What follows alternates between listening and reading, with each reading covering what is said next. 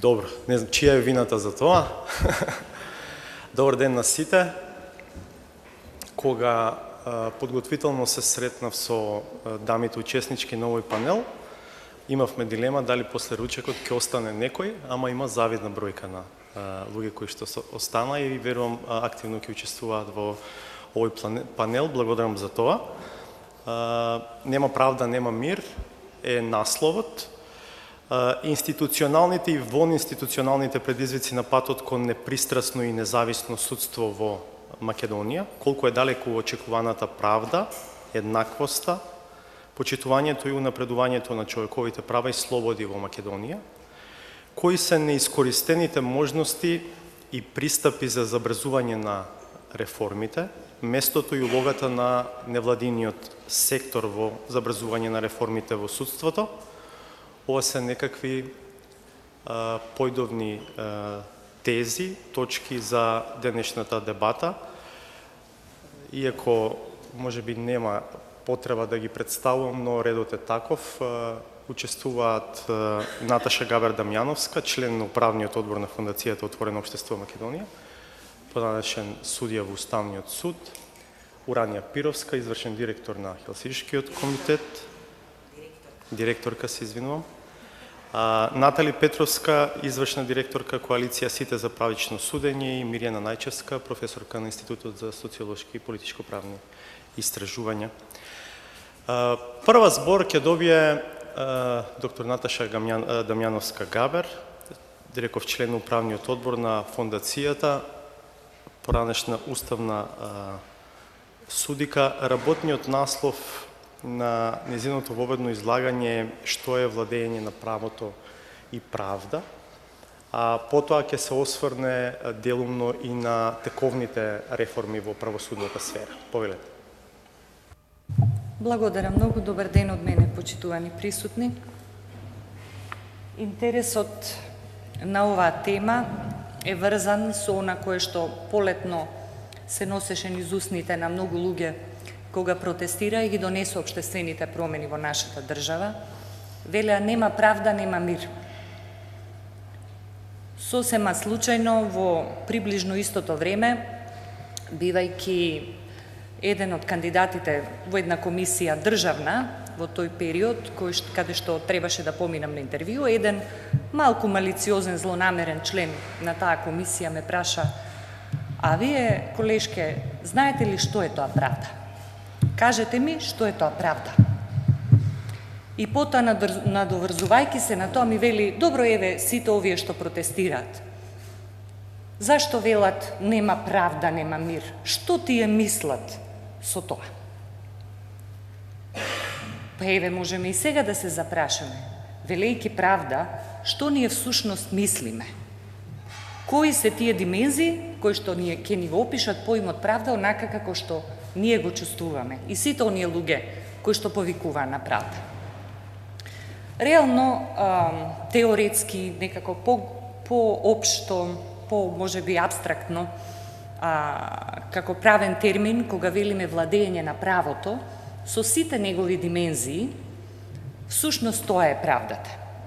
И за да ви го докажам тоа, ќе ви се обидам да ви опишам кои се тие димензии кои што поимот владење на право, онака како што го читаме во бројни меѓународни извештаи, Европска Унија, 369 извештајот, Blueprint проект, сите оние работи кои што како препораки, како документи кои што се важни за преобразувањето на нашиот правен систем, инсистираат на владење на правото. Значи, тоа е како го сваќаме. Отприлике вака.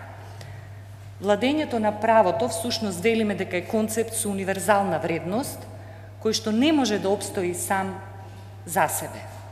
Мора да има овозможувачка околина, која што тоа ќе го биде благопријатно, значи за владењето на правото како такво, и секогаш оди рака со рака со демократските процеси во една држава, оди под рака со промовирање на човековите права и исто така и со политичките слободи и права. Неговите конкретни димензии се: прво, легалитет. Што тоа значи? Тоа значи дека процедурите кои што постојат Во сите закони во државата треба доследно да се применуваат. Потоа треба да се почитува начелото на поделба на власта. Како тоа го разбираме, има и бројни одлуки, укинувачки дури на Уставниот суд и во минатото, па дури и во последно време, кога има пречекорување на извршната власт преку уредување на одредени прашања кои што не и се прерогатив нејзе. Например, министер кој што уредува одредени прашања кои што не му се нему прерогатив, туку дека тоа треба да припаѓа на законот како таков, а не тој да уредува некои прашања со подзаконски акт своеволно, например. Тоа е еден пример од сите оние меѓусебни односи на поделба на власта, законодавна, извршна и судска. Трите столба и кои се нивните меѓусебни односи. Треба точно да се разграничи кој, колку и што и докаде може да навлезе со своите овластувања. Понатаму, се што се прави да е во сообразно со закон, значи да биде законски уредено, а не абстрактно, своеволно, и во иднина, новото тело на сите оние закони и норматива кои што се на Европската Унија, аки комунитер, ке треба, дај Боже, нели, во скора иднина да размислуваме со постепените, нели, пристапување по различни теми, да почнат да се отварат и да се види каква е прилагоденоста на нашето национално законодавство со европското. Понатаму, една друга димензија на владењето на правото е правната сигурност. Може би токму и ова е дел од оние емоции на луѓето кои што протестира. Бидејќи да имате правна сигурност, значи дека еден закон треба да е квалитетен и точно да знаете кои се правата ваши обврски. Не секогаш е така. Потоа треба да биде еден закон стабилен, да не се менува постојано, туку да ги уредува поперманентно односите и да биде предвидлив. Што е обврската на граѓаните и кои се нивните права? Може би граѓаните имат и легитимни очекувања наспроти тоа. Европскиот суд за човекови права има и бројни одлуки во кои што вели постои, апликантот имал легитимни очекувања од државата дека така и така ќе постапи. Не треба ретроактивно да се бараат одредени обврски од самите граѓани и исто така еднаш кога судот ќе одлучи не може два пати да решава за иста работа поинаку. Еве други димензии кои што исто така мислам дека ќе имате одредени чувства во таа смисла. Треба да се превенира злоупотребата на овластувањата на политичката и друга моќ во едно општество. Тоа е владење на правото. Неформалните притисоци, посебно од политиката, од оној кој што ја држи власта, не смеат да бидат дозволени. Правилата на игра се тие и мора да се почитуваат од секого. Потоа треба да има еднаквост пред законите на сите граѓани, исто правило, еднакво према секого и да не постои дискриминација. Значи да има еднаква примена на правото. Понатаму, еве ги тука судовите како следен елемент. Пристапот до правдата на граѓаните, каква е?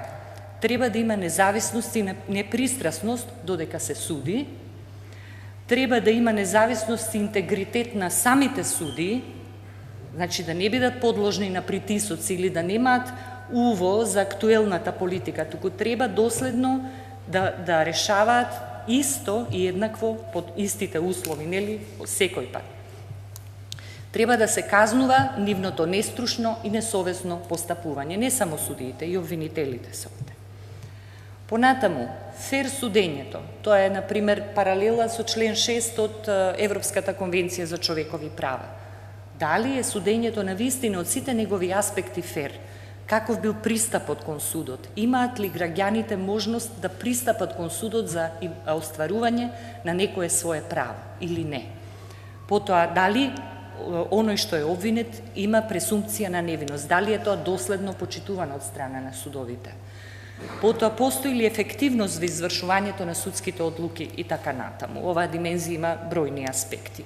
И на крај, како една вредност која што исто се инсистира многу во документите кои што ги разгледуваме и се однесуваат на Република Македонија, мора да постои снажна борба против корупцијата и да се внимава да не постои конфликт на интереси од аспект, посебно од аспект на оние кои што ги држат лостовите на власта. Ако тоа постои, мора да има кривична одговорност и мора да постојат исто така и превентивни мерки за да тоа не биде случај. Кои се отелотворувачите на правдата? Се разбира, тоа се судиите и обвинителите. Тие се лицето на правдата кој јавноста ги гледа и реагира соодветно кога смета дека неправда е направена. Од судските одлуки, излишно е мислам да кажам дека зависат животот на луѓето, зависат бројни животни нивни состојби, зависат нивната физичка слобода, зависат нивната материјална слобода, состојба, така да мошно е битно кој ќе биде профилот на луѓето и каков ќе биде интегритетот на оние луѓе кои што решаваат за нашите судбини. Ако веќе слабостите на македонскиот систем се идентификувани во бројни различни извештаи, тогаш треба да се премине, крајно време е да се премине во нивна корекција. Можеби ние не сме срекни за ритамот на кој што тие промени се одвиваат, но правецот и желбата не смее да не напушти. Упорноста не смее да не напушти. Мора да се консолидира довербата во институциите на државата, се разбира вклучително и нашите судови. Мислам дека това е мој став, јас постојано го повторувам сегде каде што ќе ми се даде прилика. Јас лично верувам дека луѓето се оние кои што ги прават институциите, а не обратно. Значи, мошно е битно каква кадровска политика или кои лица со кои способности и личен интегритет ги пополнуваат функциите, посебно во областа на судството. Тие го отсликуваат ефектот на работата на овие институции во јавноста.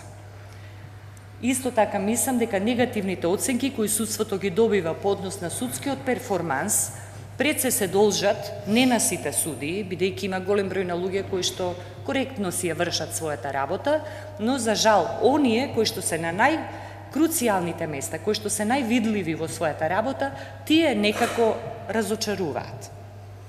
И затоа мислам дека општиот впечаток кон судството е таков. Можеби треба да се повеќе индивидуализира оценката за работењето на секого во оваа сфера.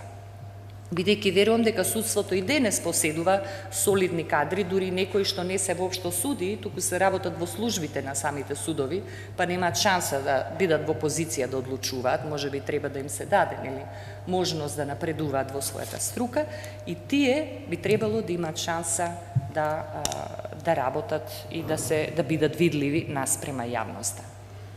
Исто така, голема удел има, велиме, политиката не смее да влијае во одлуките и работата на судството, но сепак целокупната атмосфера која што се ствара во општеството, исто така е одговорност на моменталната власт, која и да е таа. Импулсот кој што го дава таа, значи луѓето да си ја работат својата работа без притисок, е мощно важен за да се овозможи правилно работење, меѓу другото и на судските институции. Легитимната професионална контрола би смеле да вршат само уставно поставени и законски поставените тела, Судскиот совет за судиите, Советот за јавни обвинители, за обвинителите и така натаму.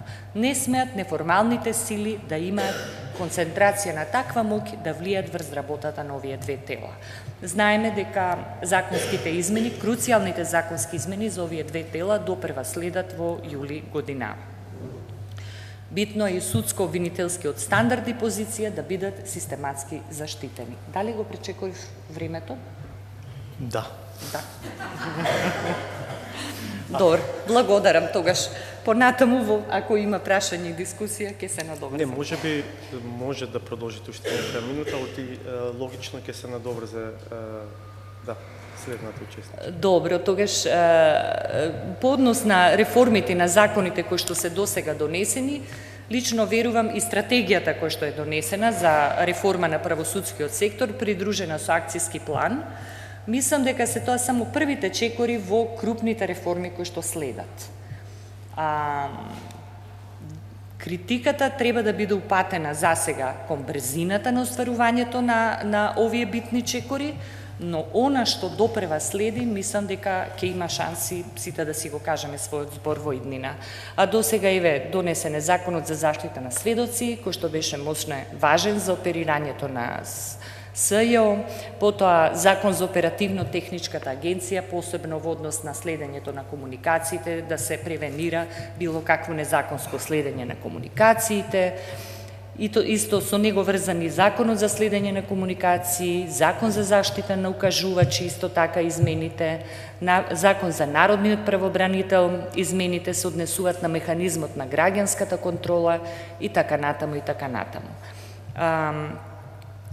Препораките кои што Европската Унија ги има дадено кон нашата држава, можам само да прелетам низ нив, да се прифатат и имплементираат мерки предвидени во стратегијата за избор и промоција на суди и обвинители, како и заштита на судството од политичко влијание, потоа да се прифатат и имплементираат реформи на судскиот совет и советот на јавни обвинители, да се обезбедат сите реформи да се базираат на обсежни анализи за празнините и во законите и потребите, значи со планирање, следење, буџетирање и така натаму, донесување и имплементација на мерки за јакнање на институциите кои што се борат против корупцијата и последно да се превземат конкретни чекори за подобрување на ситуацијата по однос на слободата на изразување и слободата на медиумите. За сега благодарам. Може ли само едно прашање? Судскиот совет е посочуван како рак-рана на целиот систем, но една од темите на кои што се кршеше и содржината на самата стратегија, а потоа и дел од законските измени кои што веќе беа донесени, дел од нив ги очекуваме допрва, беа поврзани со прашањето за тоа колку длабоко треба да се оди во реформата на судскиот совет и особено тоа прашање поврзано со актуелниот персонален состав на судскиот совет.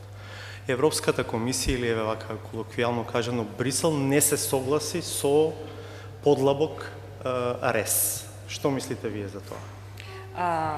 Она што вие го велите подлабок рез, всушност би било промптно менување на персоналниот состав, кој што се пропушти како можност, предпоставувам намерно, да биде направено, уредено со законските измени. Затоа што една можност беше законските измени да бидат така подготвени да имплицира дека одново со новиот закон или измени одново целиот состав на судскиот совет да се промени.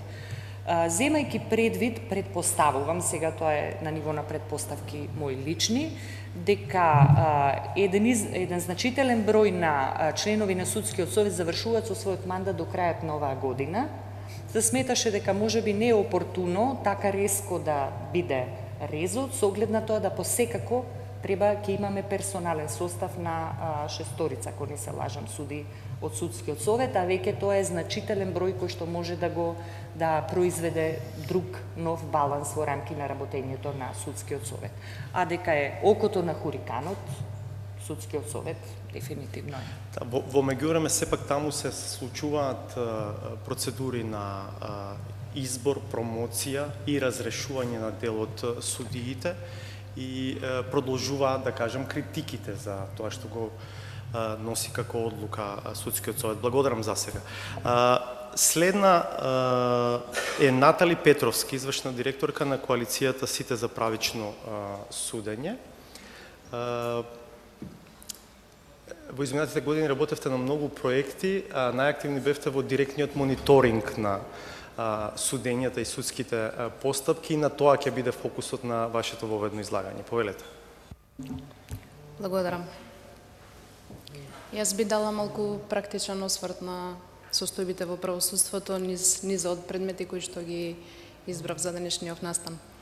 Значи, последнава декада сведоци сме сите на груби кршења на човековите права и слободи, на злоупотреби на политичките функции, меѓутоа и на контроверзни судски постапки, кои што допринесоа до она што беше остаток од правосудството да еродира до својот максимум.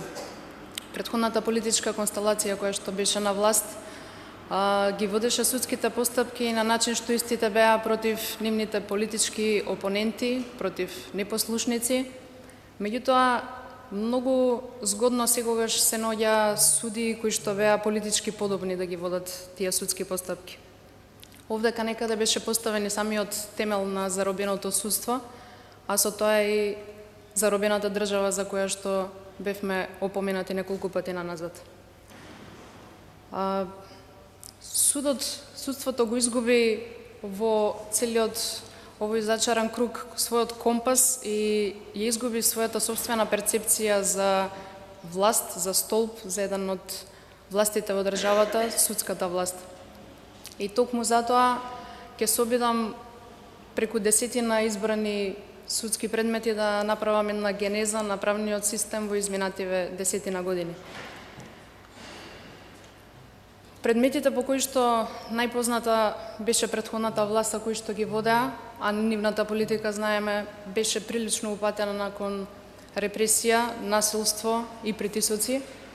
Беше првично насилство и притисоци спрема медиумите, спрема собственикот на првата приватна и независна телевизија во Македонија, која што беше единствениот кредибилен извор на информации во тој временски период, а можеби го имаше најголемиот рейтинг меѓу граѓаните, дури поголем рейтинг од самата владеачка политичка партија во тој момент.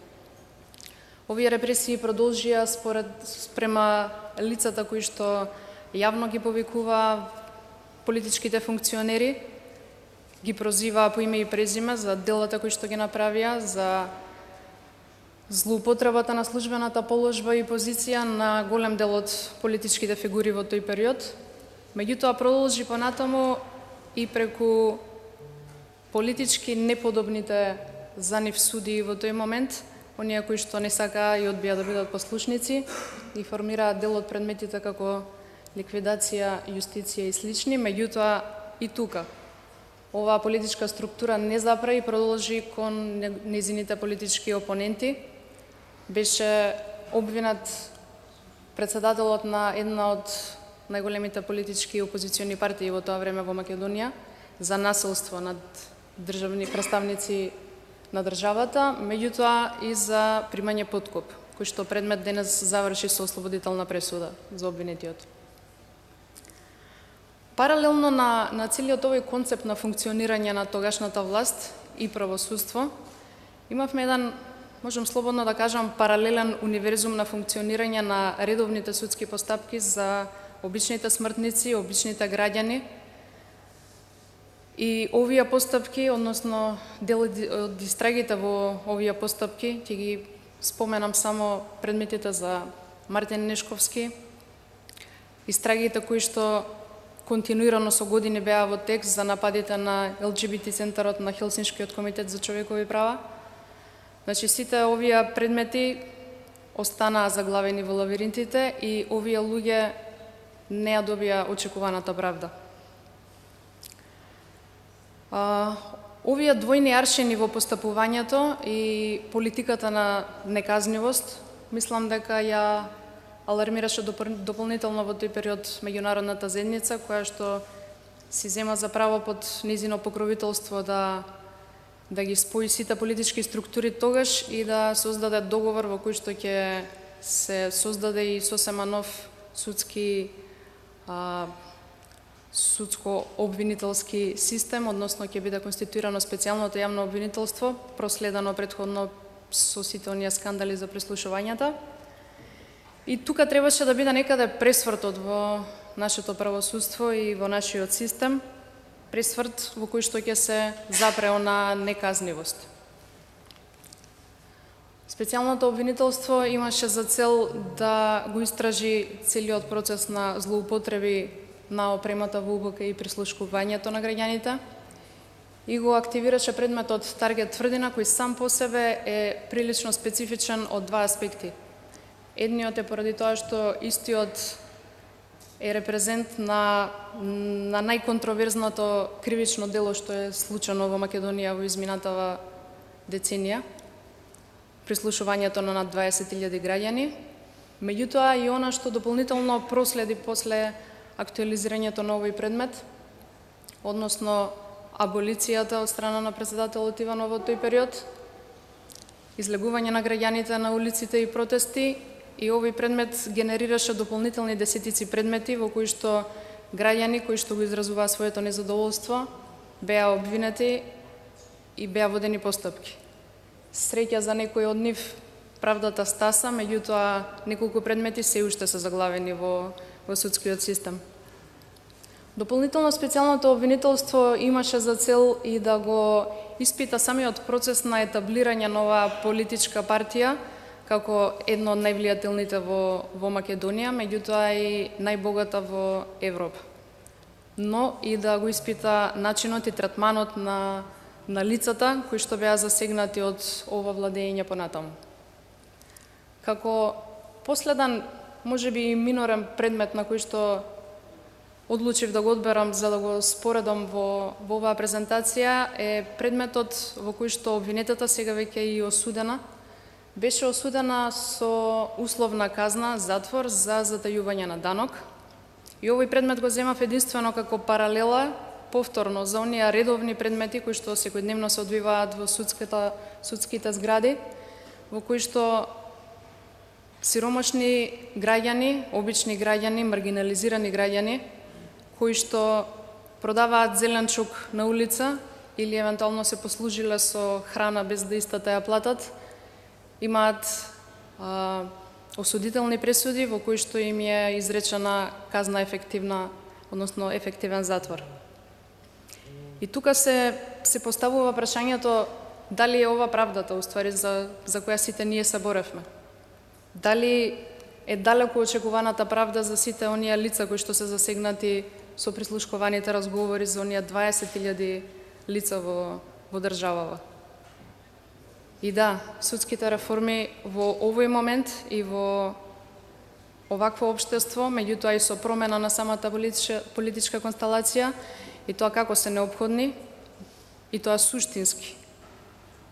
Не проформа, не шминка, него суштински, длабински реформи во кои што ќе се промени и менталниот склоп на целиот правосуден систем и на сите учесници во истиот. Благодарам. Благодарам. Едно прашање тесно поврзано со ова што го зборувате, а и со стратегијата за реформи во судството и генерално со обидите да се сменат нештата, е прашањето што со луѓето, односно предметите кои што го добија квалификативот на политички монтирани.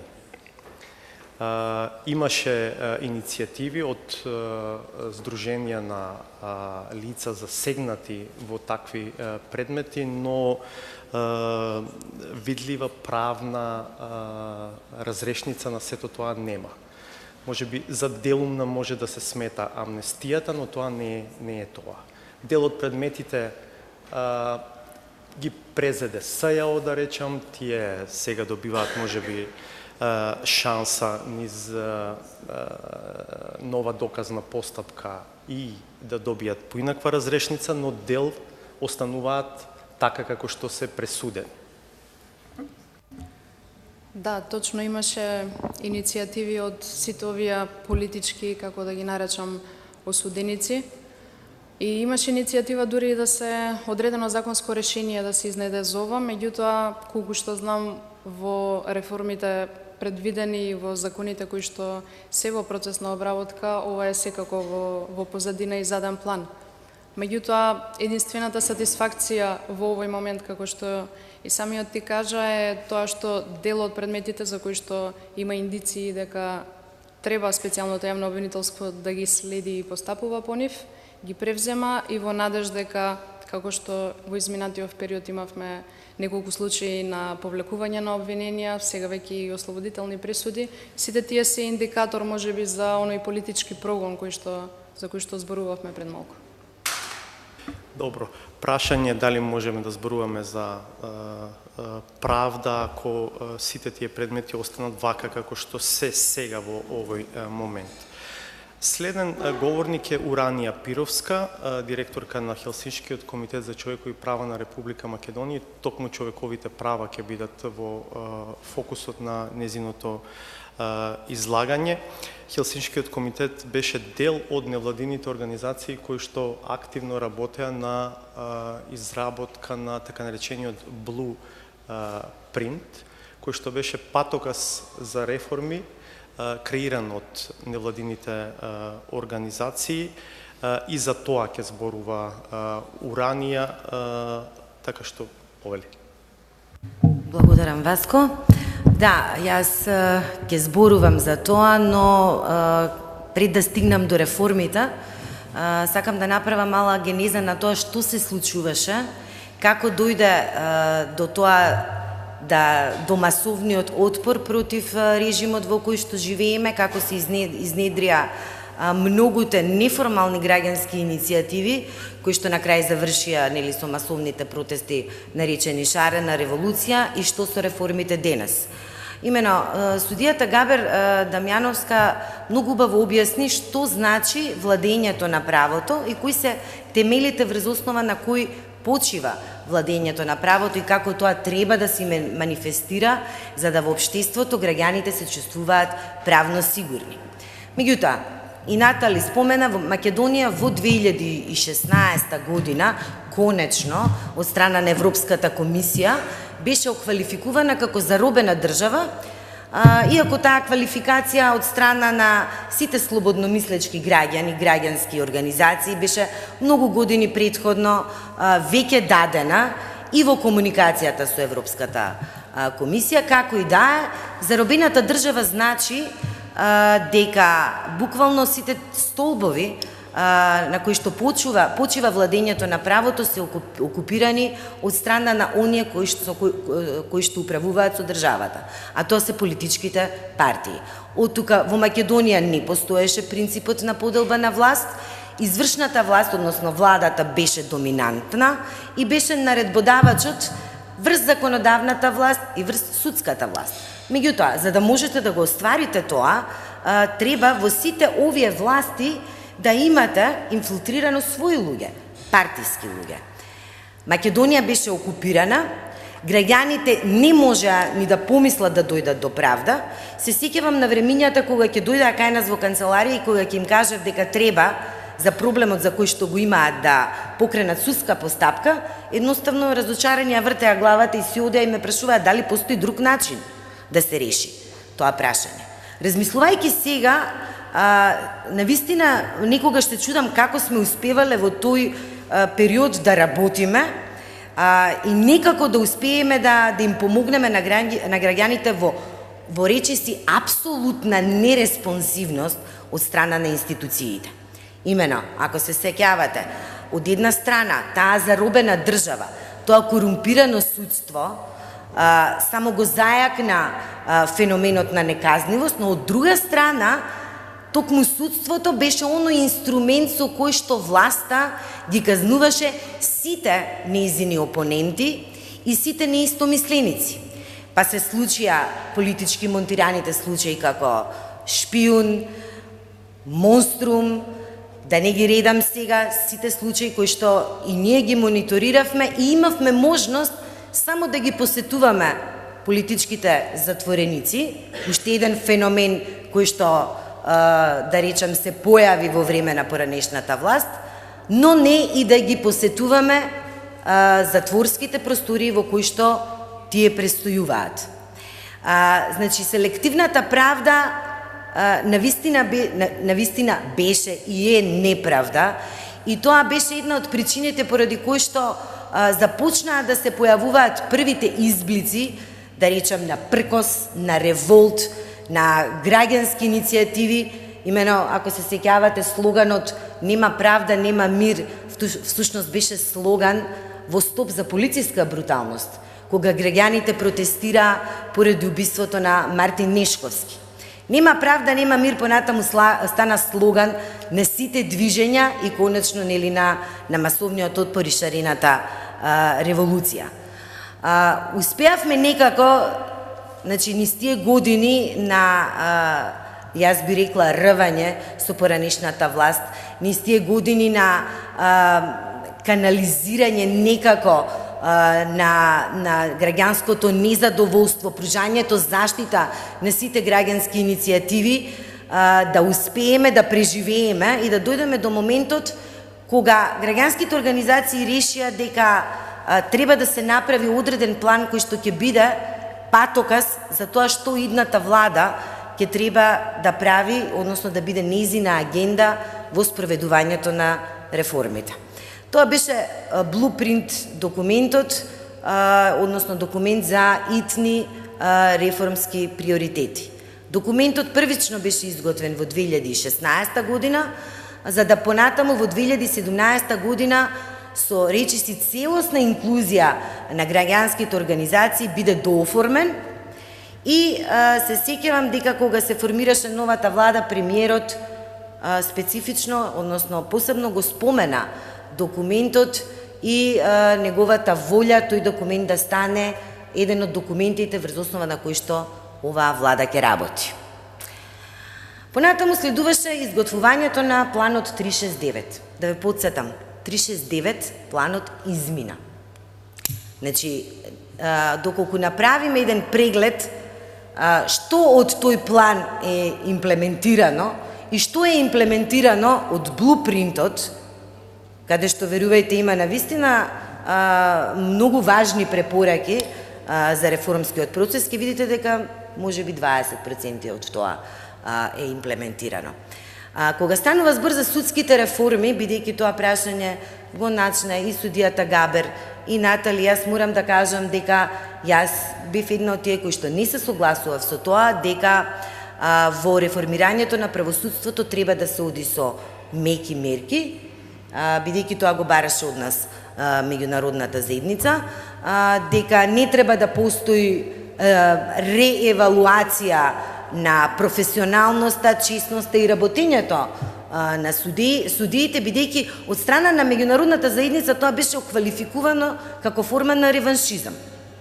Јас се уште верувам и тврдам дека таков процес требаше да се случи во Македонија, како што се случува веќе неколку години во Албанија, затоа што не мислам дека судството ќе се реформира додека не се исчисти од сите оние судии кои што беа корумпирани и ги носеа одлуките во политичките случаи против луѓето кои што на некој начин му се спротивставија на Груевски. Зборувавме за заробена држава. Ние се боревме против тоа да институциите бидат заробени од страна на партиите на власт. Ако се сеќавате, една од забелешките на Европската комисија беше и токму тоа, неодвоеност на партијата од државата. Меѓутоа, во последните месеци ние сме сведоци дека сме сведоци на партиски вработувања, поставување на луѓе на високи државни позиции само поради партиска припадност. Повторно не се води сметка за квалитетот, повторно не се води сметка за експертизата. Да не зборувам за тоа дека Министерството за култура е сега моментално предмет на меѓупартиски дилови. Нема правда, нема мир, ќе остане слоган, заради тоа што немањето правда значи и немање кривична правда. Сега ќе ги цитирам и деловите од овогодинешниот извештај на Европската комисија, каде што тоа чиста препорака дека сме добиле, тоа чисто особено ме нервира, имајќи ги предвид забелешките во извештајот. Имате една забелешка во која што се вели дека корупцијата се уште е присутна во речиси сите сегменти. Државата нема капацитети да се справува ефективно со корупцијата. Реформите не значат само носење на закони, не значат само воспоставување на соодветна пракса. Реформите значат менување на културата на сите оние кои што одлучуваат за човековите права во земјата. Се додека државните службеници се вработуваат само бидејќи се членови на одредена партија која што е на власт, ние нема да имаме државни службеници кои што ќе се раководат од граѓаните заради кои што постојат. Нема да имаат свест дека треба на тие граѓани да им помогнат да ги остварат своите права. Тие секогаш ќе се раководат од тоа што им го кажува партијата. Јас искрено се надевам дека нема да се продолжи во таа насока и веќе кога зборуваме за тоа што може граѓанскиот сектор да направи кога станува збор за реформите, па еве да тргнеме од тоа дека во блупринтот ние наведовме што значи граѓанскиот сектор во тој процес. Вклученост, мониторинг, евалуација. Мислам дека е дојдено време за евалуација. Мислам дека е дојдено време да направиме евалуација на тоа што е спроведено, од тоа што беше дел од блупринтот, и мислам дека треба да бидеме вклучени, ние сме вклучени во работни групи за волја на вистината, нема збор тука, меѓутоа треба да бидеме вклучени и во изготвувањето на новиот план, бидејќи уште еднаш ќе повторам, 369 рокот му истече. Време е за нов план. Благодарам. Благодарам. Следна за настап Емилија Најчевска, реков професорка на Институтот за социолошки и политичко-правни истражувања.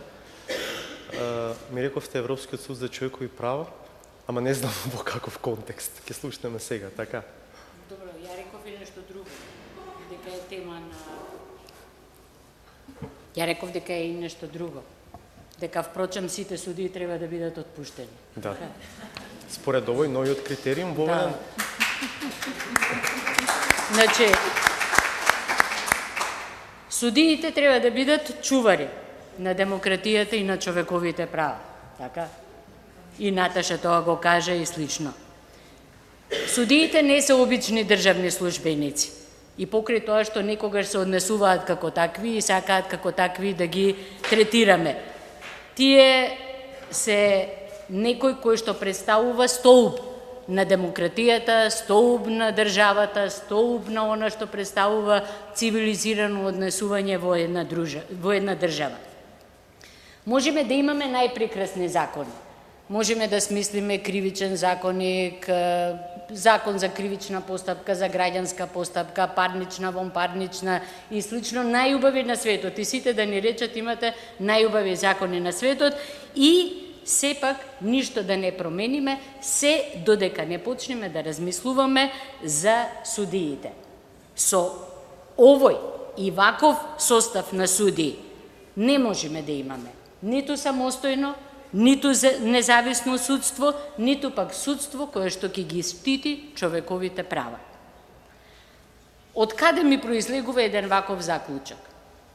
Стана збор за шарената револуција, меѓутоа стана збор и за 11 години заробена држава. Еве нека не бидат 11, една година не ни беше заробена, 10 години не беше заробена државата. Во ниту еден момент, во тие 10 години, судиите како фела, како структура, не се спротиставија на неправото кое што го продуцираа властодржците. Не стана, не излегоа, не кажа, па дури и Академијата на науки, која што е најсмешна и најконзервативна структура во една држава, на крајот последната година излезе и вика, ова не го бидува, ова е заробена држава и слично. Судиите ниту во тој момент, кога сите глувци веќе го напуштаа бродот, они стоеја на тој брод и цврсто го држеа за случајно да не пропадне. Во ниту еден момент судиите не се спротиставија на корупцијата и на неправото во собствените редови. Ја не видов да излезат судиите и да кажат, слушајте луѓе, имаме корупција во нашите редови, имаме проблем, имаме незнаење, имаме несоодветно судење. Не излегоа. Сте слушнале вие некој така да излезат, сообштение да ни објават? Ја не сум видела. Може би имало, може сум го пропуштила. Во ниту еден момент судската фела не истапи јавно во одбрана на демократијата и човековите права. Во ниту еден момент тие не излегоа да кажат дека има проблем во државава, дека има загрозување на демократијата, дека се повредуваат човековите права. Еве, не од нив, од некој друг таму, еди си кој си. Не најдоа сила судиите да излезат со такво нешто.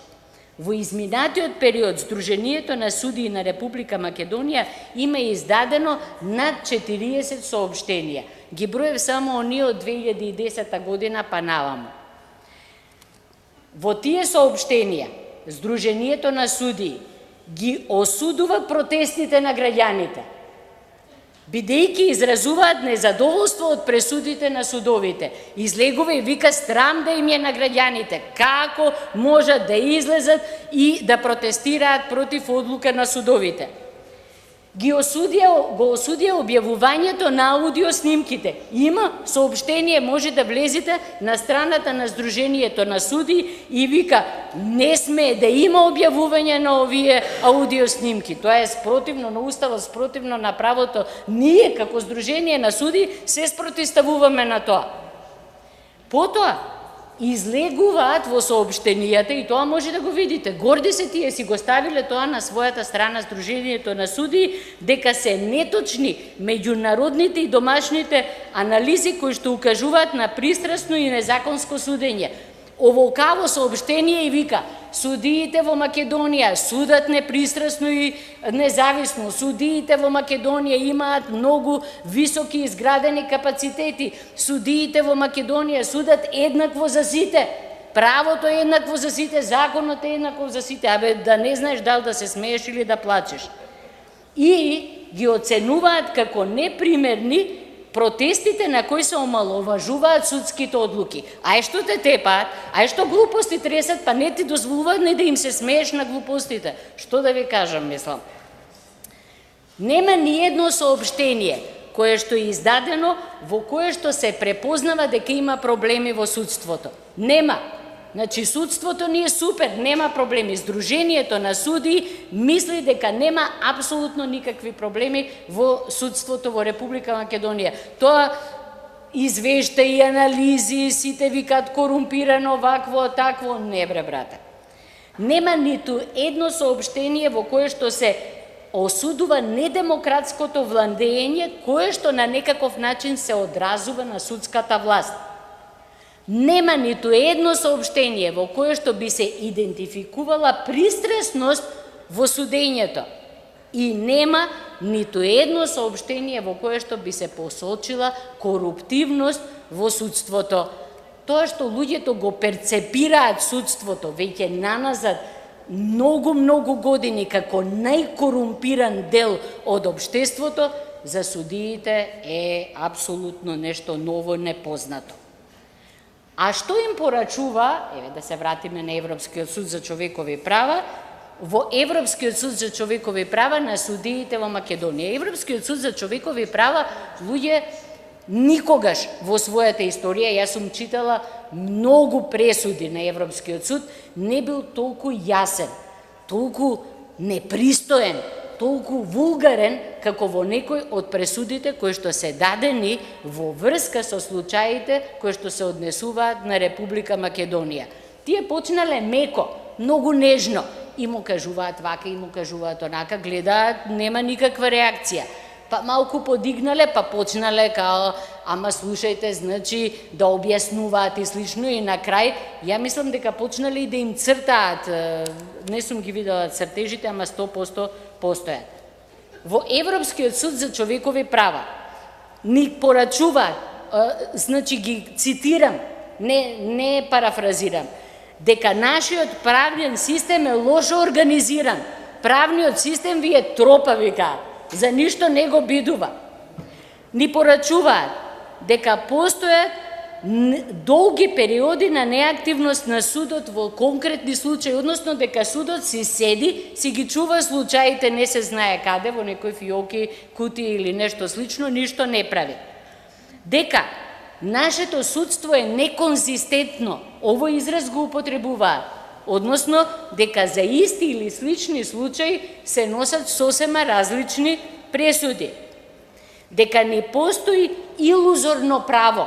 Ова многу ми се свиѓа, баш со тие зборови, вика, вашето право многу често е илузорно, односно навидум се спроведува, а всушност се донесуваат одлуки на судовите кои што прво никој не ги сајкали или кои што се такви што не можат ни да се спроведат. Дека многу често е загрозена еднаквоста на странките во постапките. Дека во многу случаи судовите не се ниту непристрасни, ниту независни.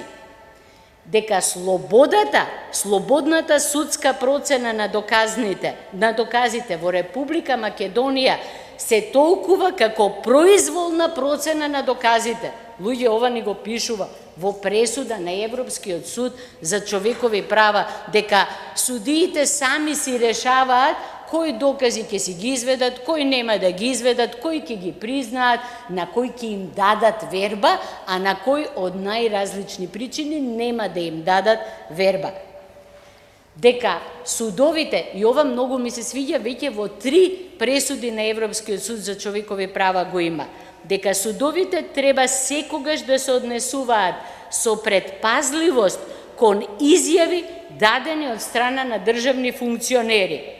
Што повисок функционер, толку попредпазливо, или не треба да им веруваат на функционерите.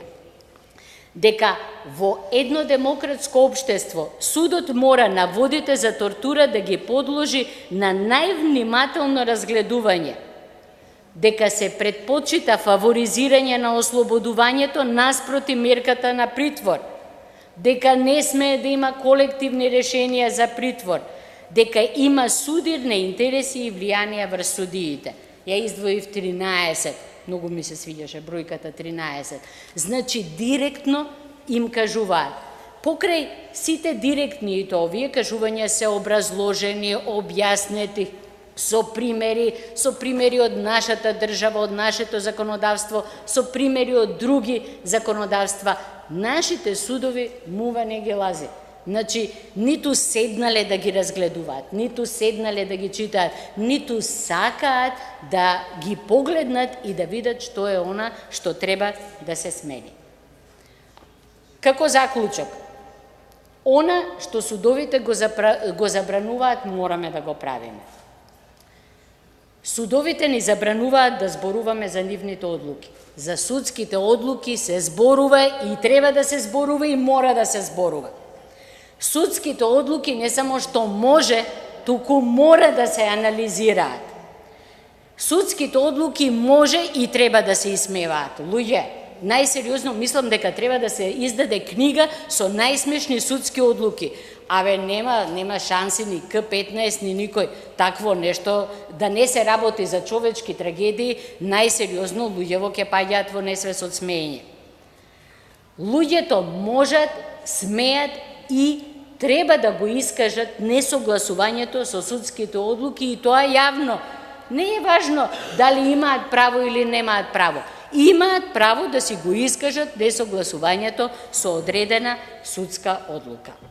И според моje мислење, овие и вакви суди, кои што обезбедија непречено владење на една криминална владеачка структура, кои не најдоа сили да се спротистават на неправото, не можат да бидат основа на промената.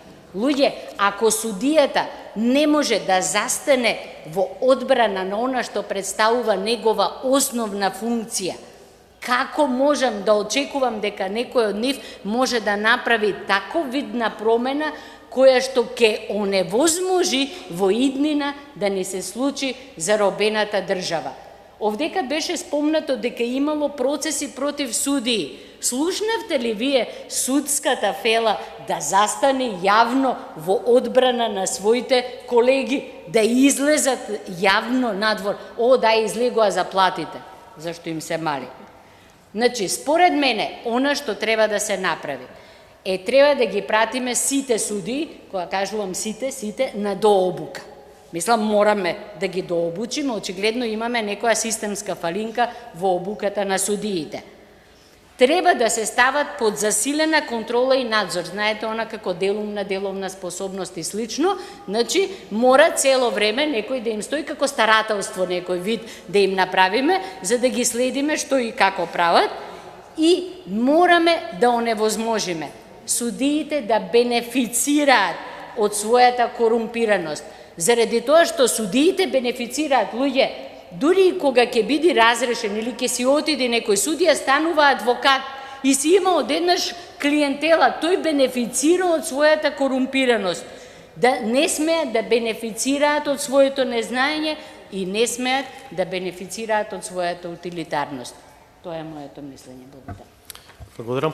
Не знам дали сте во тек дека со дел од последните измени на законот за судови не примена на праксата на Европскиот суд за човекови права стана експлицитно основ за разрешување на судии и дека дел од обвинетите во предметите на СЈО почнаа сега да им се закануваат на дел од судечките судии дека тоа ќе биде основот по кој ќе бидат разрешени. Пред некој ден имавме таков случај, а мислам дека алузијата на тоа е дека вака прибавени прислушувани разговори според праксата на Европскиот суд за човекови права не може да бидат докази.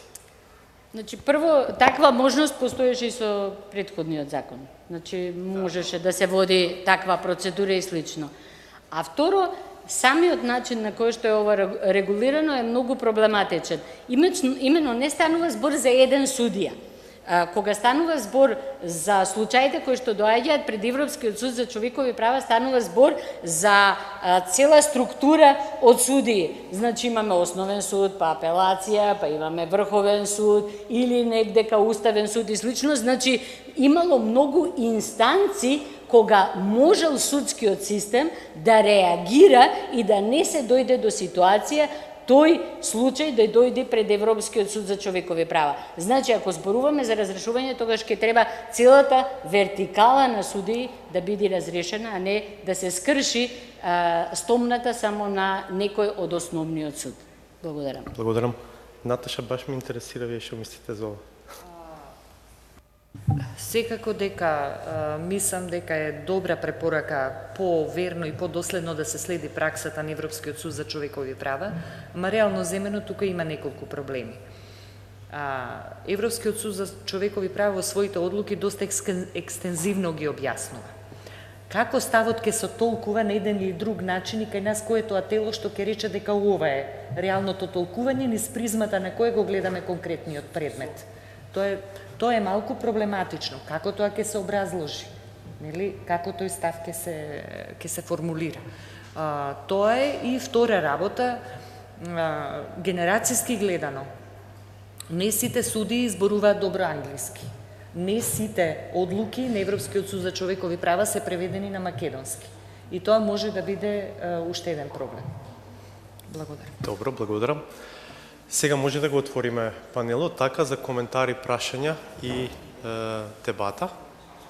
Дали некој сака да постави евентуално прашање, да коментира? Или може би можам јас да прашам... Ајде, повелете.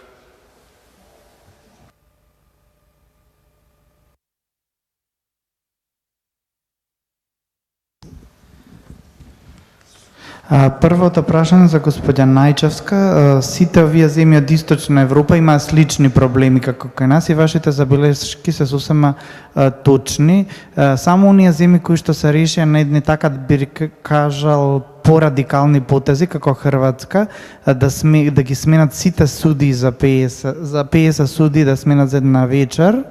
Значи, тоа не помина добро тогаш во Европската Унија, се сеќам, ги критикува дека тоа исто така било еден диктаторски гест, меѓутоа на подолги патеки тоа превзема, доведе до добри решенија. Значи, прво, зошто ова не се воведува и второ, зошто нема интернационална комисија. Скоро сите земји од Источна Европа, ради познатите историски, како да речам, проблеми, си направија интернационална комисија со членови од Западна Европа, па дури во некои држави и за најмалите работи, како што за песма за Евровизија, па мислат дека до таа мера се станати необјективни, што им требаше и дури за тоа, меѓутоа еве на крај успеа.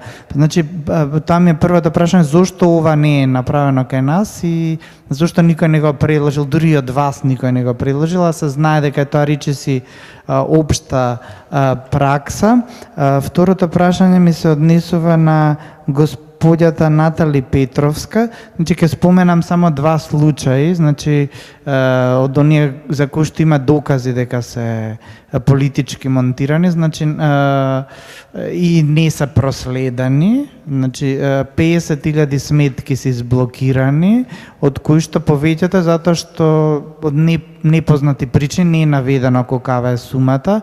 Најчесто нив ги подпишале оние 4 службеници кои што беа гонети судски затоа што испратиле 30.000 сметки на луѓе кои што не може да платат радиодифузна такса, заради тоа што самото писмо е пластифицирано и коштало многу и они земале од тоа, значи, пари. А вториот случај, да речеме, случајот со овие кои што беа недолжни лежаа во затвор, речи се 10 години, 10 луѓе. Значи, се знае, има на основа на прислушкуваните муабети, се гледа дека Гордана Јанкуловска знаела за тоа, не обавества, значи може да биде судски гонета, меѓутоа она е судски гонета за нешто друго и не е ослободена затоа што е бремена, меѓутоа па од друга страна ќерката на Велија Рамковски беше бремена, имаше исто комплицирана бременост, меѓутоа неа не ја ослободија и нејзиното бебе умра. И, значи сега кажете каде е конзекутивното право, мислам, јас не разбирам дали воопшто имаме тука еднаков судски систем за сите или не, мислам, баш ова областа вие што ја водите, кажете дали може би треба како заеднички случај да се излезе со сите овие случаи пред Судот за човекови права во Страсбург, бидејќи очигледно како целина системот не функционира. И третото прашање ми се однесува за господјата Уранија Пировска, значи баш што се однесува до човековите права, Стейт Департментот побара, даде листа на службеници за кои што се знае дека се, како да речам, неподобни, некои од нив дури и руски шпиони, од кои најеклатантен е примерот со директорот на агенцијата за вработување во администрација, значи по закон мора сите они да знаат англиски, да имаат завршено факултет, меѓутоа никој од македонците вработени не знае нити англиски, нити има завршено факултет. Овој допис од Стейт Департментот е стигнат уште пред 4 месеци, до сега ништо не е направено. Значи, они изрично рекоа, без разлика на проблемот со името, ако ова и други некои такви работи кои што ги прават не се решат, значи ние нема да можеме да влеземе во тој клуб, меѓутоа, еве, ја мислам дека тоа не кошта ништо, не е некој голем вака гест, меѓутоа не е направена таа промена. Што мислите конкретно за овој случај? Мислам, зошто толку 4 месеци се чека? Благодарам. Благодарам. Ајде, може би...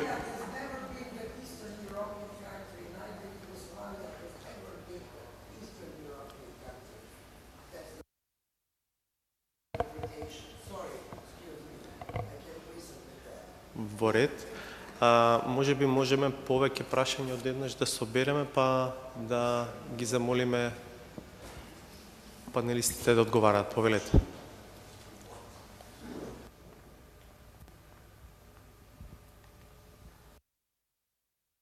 Јас би сакала само да прашам во однос, нели, знаеме дека каква е положбата на ромите во Македонија, дека Европската комисија секогаш пишува да се води повеќе сметка во однос на прашањето на ромите. Меѓутоа би сакала едно конкретно прашање да поставам. Што се случува во затворите со ромите, зошто толку роми умираат и која сносува одговорноста за смртта на ромите по затворите? Благодарам.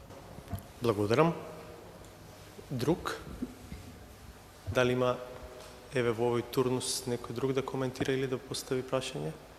Добро, благодарам. Ајде, може би можеме дел од овие работи да ги коментираме, повелете.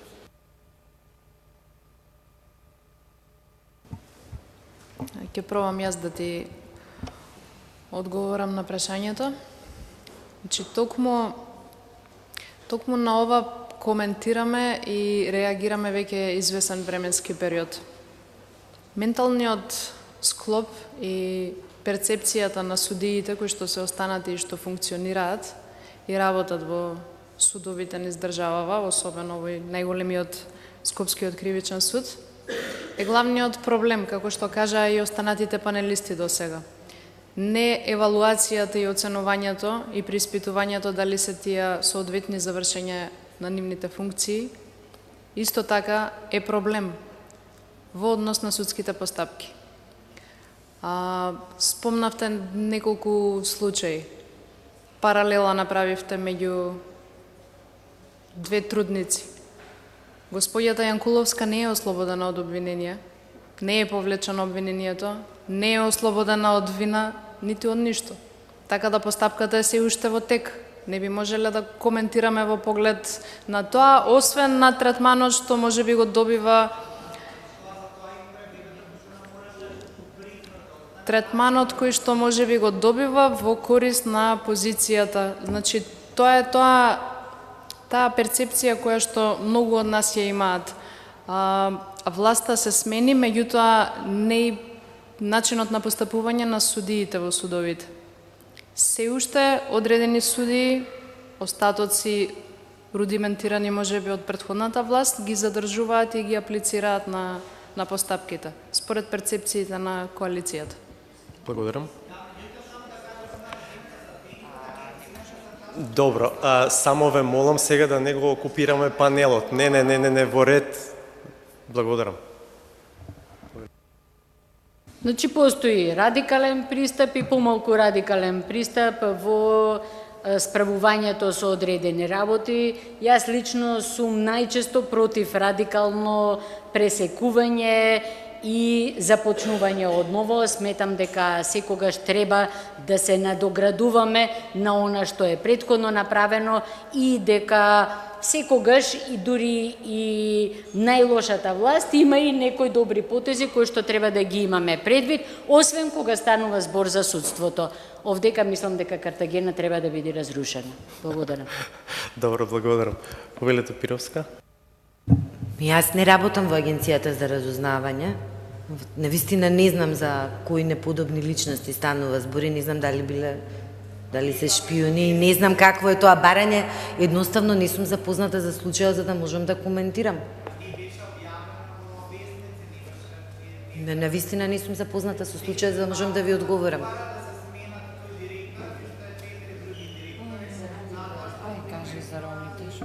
Добро. Може да придам на прашањето, да. Благодарам. Тоа што го наведувате за ромите кои што служуваат казна во казнено-поправните установи е заклучок, третманот нивни и големата смртност е заклучок на Хелсиншкиот комитет години наназад. Како што споменав претходно во своето излагање, на нас не ни беше дозволено да влегуваме во затворските установи. Многу често и барањата на затворениците кои што се жалат всушност на тортура не беа доставувани до кај нас за да можеме да ги посетиме. Инаку дека станува збор за дискриминација, станува, тоа е влезено во сите наши извештаи и особено кога се сеќавате на случајот со ромот кој што изгуби бубрек, бидејќи беше жртва на тортура во затворот Идризово. Благодарам. Јас имам едно прашање до Габер. Ке сакате ли да ја коментирате одлуката на Врховниот суд на Грција за неекстрадиција на двајцата бегалци од Република Македонија и наводната аргументација, велам наводна бидејќи ќе треба да се чекаме да видиме навистина што е официјалната аргументација, дека одлуката е базирана на одлуката за помилување донесена од председателот на Република Македонија. Да. Значи, Врховниот суд на Грција не навлегува во тоа каква е правната состојба кај нас и врз база на што е добиено помилувањето или дали има врска она кој што постојано го говорам дека член 11 во суштина не е во правниот поредок и дека и првиот пат кога го направи, кога го стори помилувањето председателот на Републиката, тоа го направи врз непостоечки член во правниот поредок. Мислам дека Врховниот суд на Грција не кел да се замара со такви работи, најверојатно им било најлесно да се повикаат на тоа дека еднаш дадена милост, чин на милост, не може да се отповика и се држат за тоа, бидејќи им изгледа како елегантно објаснување. Може би не е лошо да им се предочи фактичката состојба за тоа дека членот не постои во правниот поредок. Но дали тоа не е на мала врата амнестија, потенцијална амнестија за дузина луѓе овде? Тоа е, и сега, ако можеме да замислиме во која насока би се одвивало тоа, испаѓа дека секој оној кој што би имал слични проблеми како тие две особи кои што моментално се во Грција, можат да најдат начин да побегнат во таа држава и да се повикат на истото тоа, ако спаѓат во групата на помилувани луѓе од страна на председателот. Оние 54-6 колку бе. Што е страшно. Што е многу страшно, да. Мислам дека така се ствара проблем и самата Република Грција, бидејќи испаѓа дека ќе биде депо за потенцијално обвинети или веќе обвинети од СОЈА, например. Добро, обвинителството. И се комплицира целата работа, може би во дипломатскиот домен и во односите на двете држави. Ова е Мислам дека е непотребно. Да, повелете. Мислам дека имаат право и други да прашаат.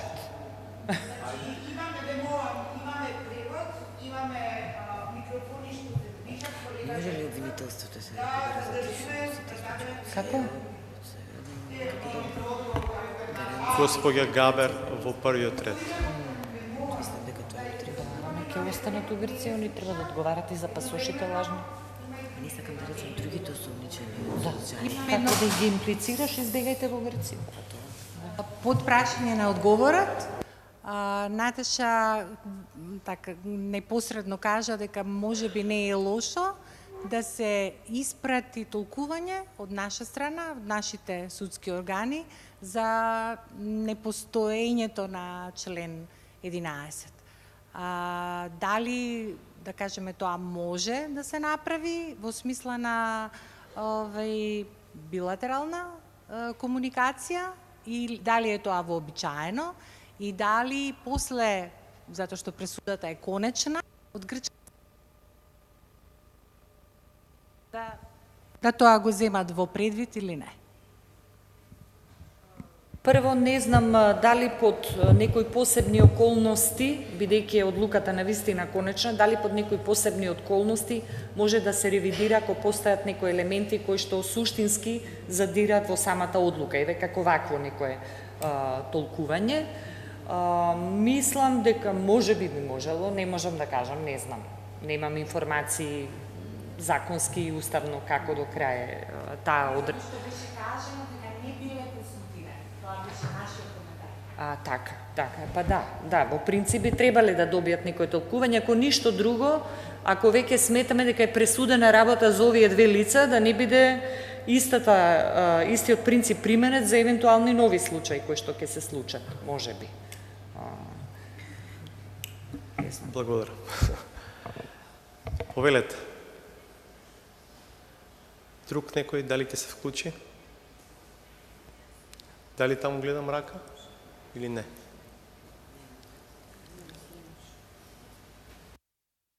Друг? Можеме полека да привршуваме? Добро. Мислам дека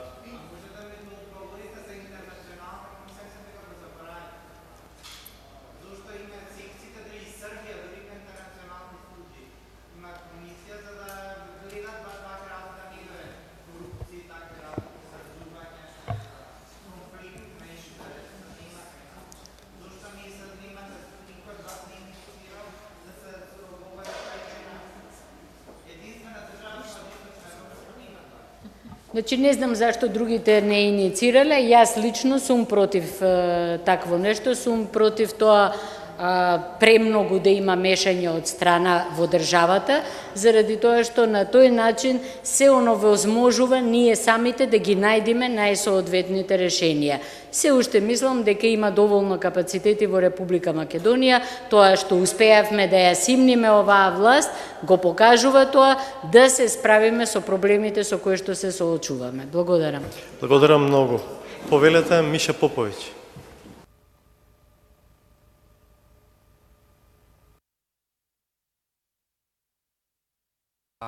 Ми се допаѓа како во дебатава од заробено судство од страна на претходната власт се трансформираше во корумпирано судство само по себе. Мислам дека е тоа одлична насока како всушност граѓанското општество треба да се постави кон судството, заради тоа што е последниот голем пример во правосудството, се извинувам, вмешаноста на банките во бирањето на јавен обвинител, кој што треба да ги гони нив, е всушност покажување во суштина на тоа колку само по себе и само за себе е корумпирано судството. И тука не гледам влијание на некоја претходна партија, колку што е влијание на сектор кој што до сега не сме се занимавале со него како граѓанско општество.